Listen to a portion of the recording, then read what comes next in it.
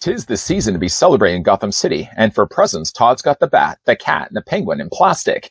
Here's your look at the brand new McFarlane Toys DC Multiverse Batman Returns Deluxe Theatrical Edition Batman.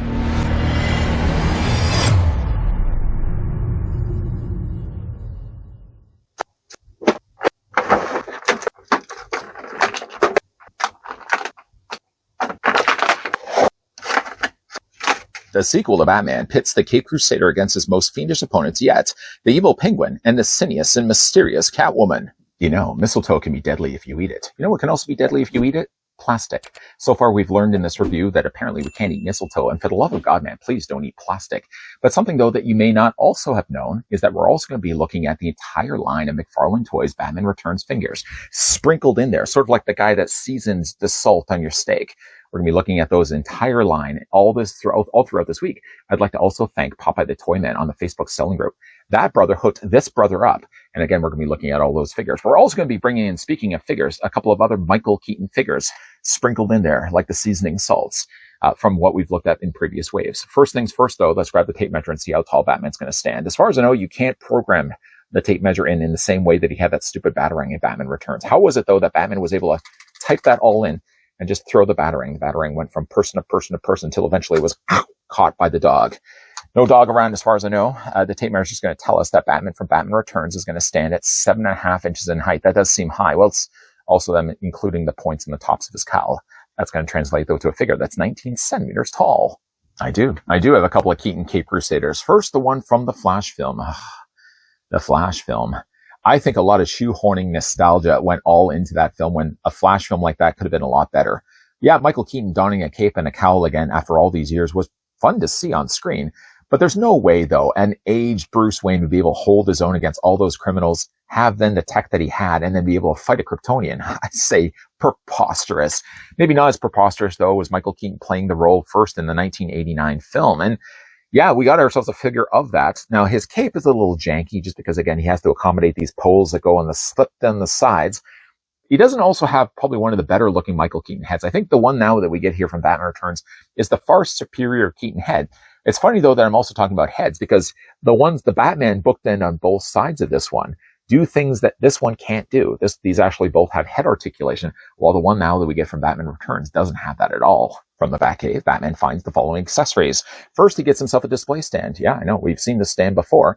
Now it has the DC logo, a brand new classic logo down below, and in walking distance, tiny little footsteps lead then to a peg that can plug into either one of Batman's boots.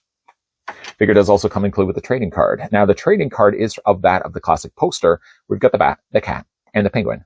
I think all of them were cast perfectly. Sean Young, at one point, campaigned to try to get the role of Catwoman. She went a little crazy, if you ask me.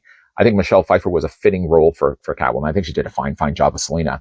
And, of course, I mean, Danny DeVito. Who else would we have really picked? If you want to have specifically that kind of penguin, who would have been a better casting than Danny DeVito himself? On the side, though, it says Deluxe Theatrical Edition.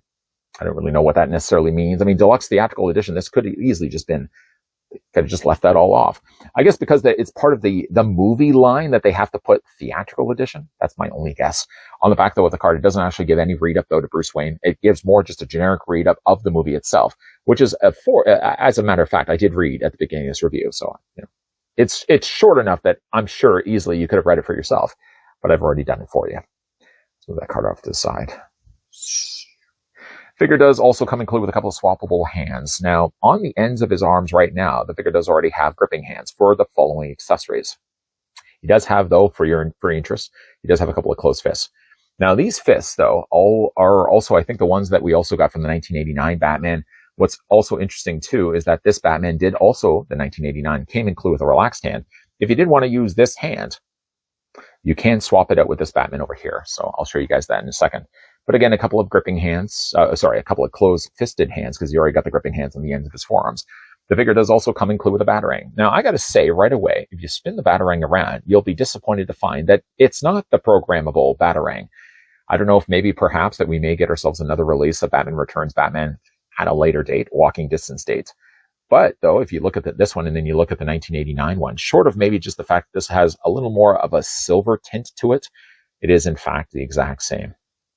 A little disappointed by that. I really wish, though, as stupid as it may even been, I think including the Batarang from the Batman Returns would have made a little bit more sense.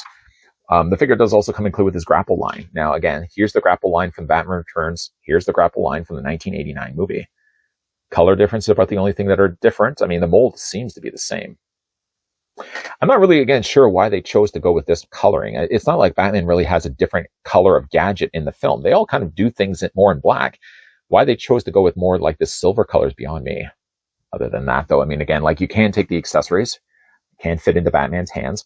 Now, with this hand, he actually already has a trigger finger. So we'll go ahead. The grapple gun is extremely thick. I mean, look at the thickness of that handle. Do we have to make it as thick as it is? But it does fit into his hand. It does the job that it needs to do. Obviously, it's not going to fall out of his hand. It could easily survive the blizzard test. It's not going to go anywhere. I did say this, though, earlier. If you did want to use the 1989 Batman's hand, just to show you guys, though, you can't just pop the peg off and swap it out with a relaxed hand. I think color match is okay. It looks like it's a little bit of a darker color than the rest of his costume. But if you want to get away with it, you can get away with it. I'm not going to say anything to anybody. Seriously, I'm good at keeping secrets. Let's plug that back in the back of it, plug it back into his form and get a closer look at Batman. Now, I got to say, though, probably one of the best Batmans we've gotten of Michael Keaton. Now, again, there's the 1989 movie. You can decide for yourself which one is the better looking likeness to Michael Keaton. I still think that this is the better looking one. It's not perfect.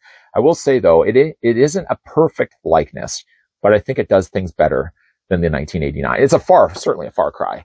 If you bring in the Flash movie, Batman, I mean, I don't think at all that looks like Michael Keaton. I think maybe even in the review, I may have said that from certain angles it does. Straight on, though, I don't think it does. I do like that this one does have the wider head. Now, the thing about it, though, is having a wider head like this, one thing a Batman has to unfortunately sacrifice, he doesn't have head articulation. He has posability, don't get me wrong, but the figure does have the posability at the base of the neck. So it does sort of have the same limitations that Michael Keaton would have had in the film, where you can only really rotate the head and only move it up and down just a little bit. The only one thing I will say that doesn't quite look like Michael Keaton to me is maybe the width of his mouth. If you made this mouth not as wide, it does seem like he's got a very wide lip. If to be the case, though, that the lip wasn't as wide as it is, I think it would look a lot more like Michael Keaton. I think it looks certainly a lot like him from the sides. I think it's certainly the better of the three that we've gotten. For the rest of the body, though, Michael Keaton now is sporting the Batman Returns body, so a lot more angular shapes, like especially when you look at his abdomen area, for example. He has more boxier abs versus the rounder, smoother abs that he had from 1989 film. Also, the symbol is something that's changed, too. He doesn't have the little side pieces from the tail of the bat. He now just has a bat that goes straight down. It's a much wider symbol, too. This cape also does now have a wire built into it. This cape, because it had to have the post, this one came with like these little post pieces that had to slide into the sides. I think there was a little loop on the top. You just basically slid these in, and then Batman would have the wide stance or the wide wings. This Batman doesn't have that, but he does have, though, at his disposal, wires sewn into the seams. So again, you can easily just bring those wings out if you want. I wonder, though, if we're going to be getting, now that he's now tackling, Todd McFarlane, that is tackling Batman Returns, if we are going to be getting that mechanical wing that Batman has when he gets to the rooftop. I'd love to get a release of that. And maybe that would be a good time then to incorporate the programmable Batarang, seeing as this figure doesn't have that. But all in all, though, I think it's a good looking likeness, though, to Bruce Wayne, certainly of Michael Keaton. I like, though, the way they've used the material, kind of more of a shinier satin material that they've used for the cape. And then incorporating and of course, the wings. You can either have the wings out, or Batman sometimes, too, does curl the wings, curl the cape back like this. So it sort of has like a natural curve this way. It's a really nice looking cape. I think they've done a nice job on that. For the rest of his body, again, we've already kind of looked at this part. Let's look at this part down below. We're going to look at Batman's crotch. Yes, we are.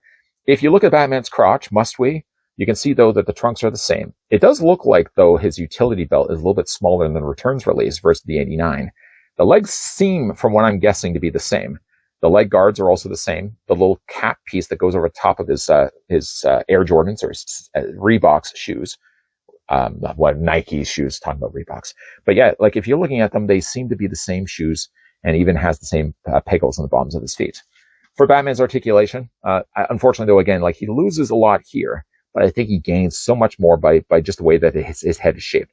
He doesn't have that weirdness, though, that the 1989 had, where like the head is fine for its width, but then it feels like a little bit more tapered off down below for the neck. And again, that was only solely just so the figure could have head articulation. I think by losing that, I think you get a better looking figure aesthetically. I just think it looks a lot nicer. But for Batman's head articulation, this again, where he limits some of that. Head's going to be only on a ball joint, but the ball joint seems like it's very limited. Sure, yeah, you can rotate the head all the way around, but moving the head up and down doesn't really seem to apply. The figure does have a top of a torso ball joint, and he does also have a ball joint there at the base of his abdomen there as well. The arms do rotate all the way around, no issues there. In case you're also curious too, looking at the gauntlets, let's just get Batman's cape out of the way. If you look at the gauntlets, they are in fact not the same. Batman has these little slits here for the 1989. He doesn't have that though for the Batman Returns. His arms do have a swivel right here. They're on the top of the bicep, double hinge on the elbow, and the hands rotate all the way around. Batman's legs split. Again, you got a nice ratcheted joint working there. Legs go forward, legs go back. There's a swivel at the top of the thigh, double hinge on the knee, although it's a little tight on my figure. That's not a bad thing at all. No articulation here for the top of the boots. But the figure does have, though, quite a generous, a lot more than I was expecting, where you can move the leg up and down, the foot up and down. An ankle pivot really works well there, and the figure does also have toe articulation as well. Best Michael Keaton Batman that we've gotten, I'd say so. I mean, it's not perfect. There are still things, like I feel like the width of his lips maybe throw off that looking better like Michael Keaton. I think like the rest of the figure, though, looks pretty good. I mean, obviously, I think when we got the 1989 Batman, a lot of people had the speculation. I had the same speculation. Why am I not getting this guy to stand? Why am I not getting this guy to stand? It's almost like he needs himself a display stand. But when we did get the 1989 release, I think a lot of us did speculate that we were eventually going to be getting a Batman Returns Batman, and now, sure enough, we do. It does take, though, I think some of the improvements, like, I feel like the head sculpt on this one wasn't as good as it probably could have been. I think we do definitely have a much better looking Michael Keaton now Batman with the Returns release. But again, with that, though, it does mean that, unfortunately, he does lose the head articulation. Now, that may be a good thing. That may be a bad thing. I think it's a good thing, honestly. Sure, though, it's nice to be able to move the head around. But I mean, Michael Keaton had limitations anyways when he was donning the suit in the first place in the films. I'm not disappointed, though, the figure doesn't have head articulation, because it does mean now that, again, like, he has a much boxier head to neck transition, which I think is the more important thing. I think aesthetically, he has to sacrifice the head articulation to gain what he has instead. I think what he has instead is a much better looking Batman than the previous releases we've gotten from before. It's rather perfect, actually, that we're looking at a Batman Returns line during December, because Batman is a Christmas movie, whether you want to argue that point or not. Batman Returns also happens to be the guy behind the camera's favorite Batman movie of all time. There's nothing for me better than Batman Returns. But first of all, Michael Keaton came back, cast perfectly again. You had yourself Michelle Pfeiffer, of course, as Catwoman, Danny DeVito as Penguin. And it feels like the most of a comic movie while still being live action. Now, of course, Todd seemed all in when it comes to producing Batman Returns figures. Now, of course, are we all already getting a Batman? We're getting a Catwoman. We're getting two versions of Penguin, one with his rubber ducky car, and then one standalone. We're getting also the Penguin Commandos, and we're also getting Max Schreck, some of which that I've just rhymed off will be all looked at during this week. So I hope you guys are going to be coming back for that. I hope, though, that eventually we're going to be releasing, or they're also going to be releasing, Penguin's Goon Pack, just like the Carnival Gang, or the Circus Gang, whatever they were called. I hope, though, at some point that we're going to be getting maybe a box set of maybe 3 or 4 of them. Even the one that Batman straps the bomb to and knocks him off. Michael Keaton has no qualms when it comes to killing. I think, though, I mean, McFarlane Toys has killed it when it comes to this license of Batman Returns. So far, from what I've seen, and maybe I've seen it more than what you guys have seen, unless you've watched other reviews and maybe you've even checked online. I mean, I think the figures for Batman Returns Wave is probably some of the best they've done for a Batman movie. And I can't wait to have those reviews up for you guys. In the meantime, though, if you guys, again, are interested to get this one for yourself, it's around if you go looking for it. If you want to find the easiest way to go looking for it, it's probably, you can check on Facebook selling groups. I know this wave has sold out real fast. Like the Penguin Commando is going for stupid money. Luckily, though, I didn't have to pay too much of a stupid money for any of these figures. So again, we're going to be looking at them all throughout this week. Again, a big thank you to Popeye the Toy Man that did hook this guy up. What do you guys think of the Batman Returns Batman? Let me know down below in the comments section. Was this the Batman wave that you were probably the most excited for? I know it comes really after Batman and Robin. It comes after Batman Forever. And it even comes after, well, I guess we don't really have 1989's Batman. The likelihood that we're getting ourselves a Jack Nicholson Joker, I don't know. Todd works his magic in other ways. Let's hope we eventually are going to get ourselves a 1989 Batman wave, complete with Bob the Goon. If you guys in the meantime did enjoy this video, you can do a solid and throw it a like. If you guys want to stick around for more so, I hope so.